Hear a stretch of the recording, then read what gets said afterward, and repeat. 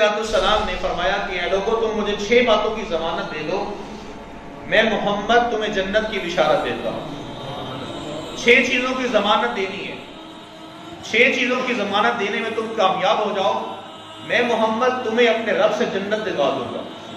تو 6 باتیں کون سی ہیں؟ سماعت فرمائیے۔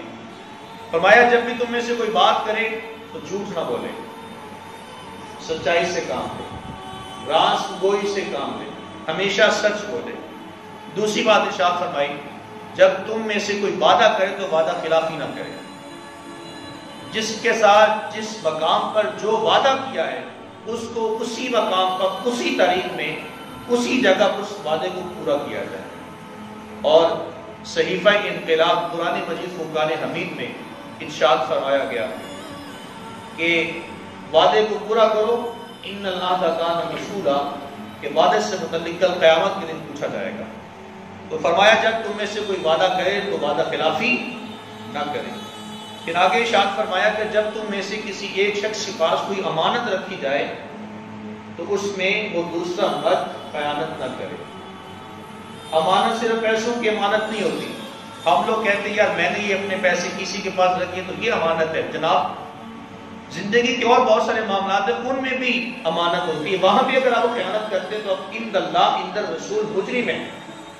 میں مثال دیتا ہوں، کسی شخص نے آپ سے کوئی مشورہ کیا، جناب مجھے یہ مشورہ دیجئے، میں اپنی بیٹی کا یا بیٹے کا رشتہ فلاں جگہ پہ کرنا چاہتا ہوں، آپ کی اس کے بارے میں کیا رائے ہے؟ اب آپ کی رائے وہ ہونی چاہیے جو شریعت کے مطابق ہے، معتدل رائے ہو، یک طرفہ نہ ہو، 2 طرفہ رائے ہو۔ آپ کسی بھی خاندانی بیک اپ کو، خاندانی لڑائی جھگڑوں کو سامنے رکھ کے فیصلہ نہ کریں، یا وہ فلانا بندہ ایسا ہے تو فلانا ایسا ہے، اگر نہ کیا تو وہ ایسا ہو جائے گا، ایسا ہو جائے گا۔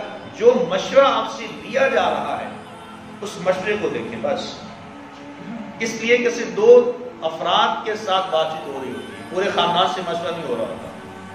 یہاں اگر آپ اچھا مشورہ دیتے ہیں تو آپ نے اپنے بھائی کی داد رسی کی ہے، بھائی کے ساتھ اس نے سلوک کیا، اور یہاں اگر آپ اپنے بھائی کو غلط مشورہ دے دیتے ہیں تو اسے بھی رسول اللہ صلی اللہ علیہ وسلم نے خیانت فرمایا ہے کہ اگر کوئی شخص کسی دوسرے شخص سے مشورہ کرتا ہے تو اس میں وہ مشورہ غلط دے تو فرمایا اس نے اپنے بھائی کے ساتھ امانت میں خیانت کی۔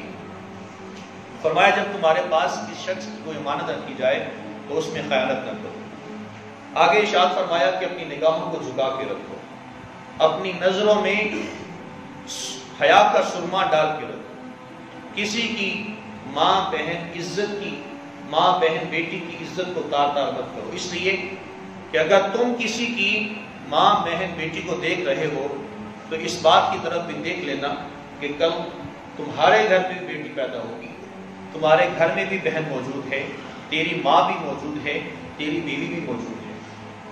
کسی کو دیکھنے سے پہلے اپنے دامن میں جھانک کر دیکھ لینا چاہیے، آج میں کسی کی عزت پر نظر ڈال رہا ہوں تو کل میری بہن کے اوپر بھی کوئی نظریں ڈالے گا۔ یہ دنیا مکافات عمل ہے۔ آج آپ جو یہاں کریں گے دنیا ہی میں آپ کو سب کو دکھا دیا جائے گا۔ مرنے سے بندے کو موت نہیں آئے گی، اس وقت موت نہیں آئے گی جب تک اپنی آنکھوں سے وہ منظر نہیں دیکھ لے گا جو اس نے کسی کی ماں بہن بیٹی کے ساتھ کیا ہو۔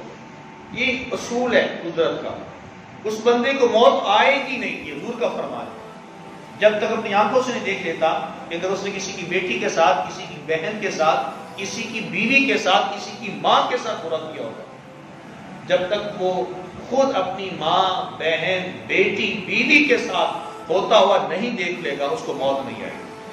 تو فرمایا کہ اپنی نگاہوں کو جھکا کے رکھو۔ میں نے ایک مثال دی تھی، شاید اگر آپ کو یاد ہو، اس شخص میں اور اس کتے میں کوئی فرق نہیں ہے جس کی وجہ سے رستہ کاٹ لیا جاتا ہے۔ آپ رستے میں جا رہے ہوتے ہیں، کتا آپ کو پڑ جائے، رستہ کاٹ لیتے ہیں، تو یہاں وہ شخص مراد ہے جس کی گندی نظروں سے کسی کی ماں بہن بیٹی رستہ کاٹ لے، وہ فلاں آدمی سامنے کھڑا ہے، میں گئی تو مجھے دیکھے گا، وہ رستہ کاٹ لے گی، تو وہ شخص جو ہے وہ اس کتے سے بھی بدتر ہے جس نے اپنی نگاہ کے تلوار سے، نگاہ کے تیر سے کسی کی بہن بیٹی کی عزت کو تار تار کر کے رکھ دیا۔ تو فرمایا کہ اپنی نگاہوں کی حفاظت کرنی. پھر آگے ارشاد فرمایا کہ صلہ رحمی کیا کرو. جب تم صلہ رحمی کرو گے تو اس صورت میں مالک کائنات رب لم یزل تمہیں جنت عطا فرمائے گا. اور پھر ارشاد فرمایا کہ اپنی شرمگاہوں کی حفاظت کیا کرو. یہ دو ایسے معاملات ہیں، نگاہ اور شرمگاہ، جس سے انسانی زندگی کے 80% گناہ ہیں جو ان سے ہوتے ہیں. جن احباب کی آنکھیں نہیں ہوتی، جن کی شرمگاہیں نہیں ہوتی، بڑے معقول ہیں، ان سے کبھی کوئی گناہ ہو ہی نہیں سکتا. انسان کو اللہ رب العالمین نے یہ زبان اور شرمگاہ دے کر اس کو امتحان میں ڈالا ہے.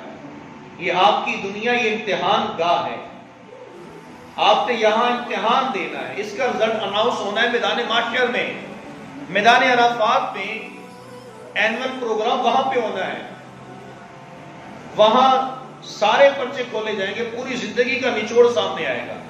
آپ سے ایک ایک سوال کیا جائے گا. زندگی کہاں گزاری، کس کے ساتھ برا کیا، کس کے ساتھ اچھا کیا، زندگی میں کیا کھویا، کیا پایا، کیا کیا کرتے رہے، زندگی کیسے گزاری. ایک ایک چیز کا وہاں سوال ہوگا. تو فرمایا کہ اپنی شرمگاہوں کی حفاظت کیا کرو. یہ 6 باتیں ارشاد فرمائی. اگر تم ان 6 باتوں کی مجھے ضمانت دے دو، میں تمہیں جنت کی بشارت دیتا ہوں. لیکن یہ 6 چیزیں ایسی ہیں جن کا ہماری زندگی سے کوئی تعلق ہی نہیں. ہم ان کو بہت لائٹ لیتے ہیں، بہت نرم گوشہ رکھتے ہیں ان چیزوں کے بارے میں. نہ تو نظروں کی حفاظت، نہ شرمگاہوں کی حفاظت، نہ زبان کی حفاظت.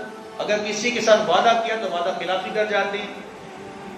ہر ایک بات میں 10 سے 15 جھوٹ جب شامل نہ ہو تو شاید ہماری بات کا مزہ بھی نہیں آتا. تو ہماری زندگی ان 6 چیزوں کے اندر گھوم رہی ہے. لیکن کہاں گھوم رہی ہے؟ غلط راستے پر. پازیٹیو وے کیا ہے، نیگیٹو وے کیا ہے، مثبت راستہ کون سا ہے، منفی راستہ کون سا ہے، یہ ہمیں اختیار کرنا ہے. اس میں سے اہدنا الصراط المستقیم کو، جو صراط مستقیم ہے اس راستے کو اپنانا ہے. حضرت